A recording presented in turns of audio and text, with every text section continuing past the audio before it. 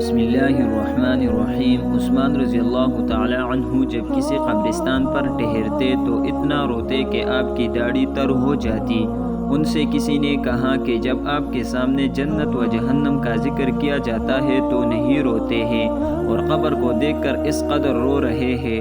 تو کہا کہ رسول اللہ صلی اللہ علیہ وآلہ وسلم نے ارشاد فرمایا، آخرت کے منازل میں سے قبر پہلی منزل ہے، سو اگر کسی نے قبر کے عذاب سے نجات پائی تو اس کے بعد کے مراحل آسان ہوں گے، اور اگر جیسے عذاب قبر سے نجات نہ مل سکی تو اس کے بعد کے منازل سخت تر ہوں گے۔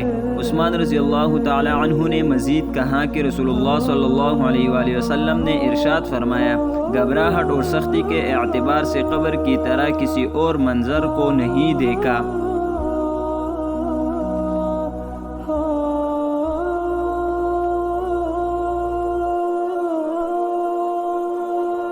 سیدنا انس بن مالک رضی اللہ تعالی عنہ سے روایت ہے، وہ کہتے ہیں کہ رسول اللہ صلی اللہ علیہ وآلہ وسلم نے فرمایا، میں نے اپنے رب سے 3 دعائیں کی، اس نے 2 دعائیں قبول کر لی اور 1 قبول نہیں کی۔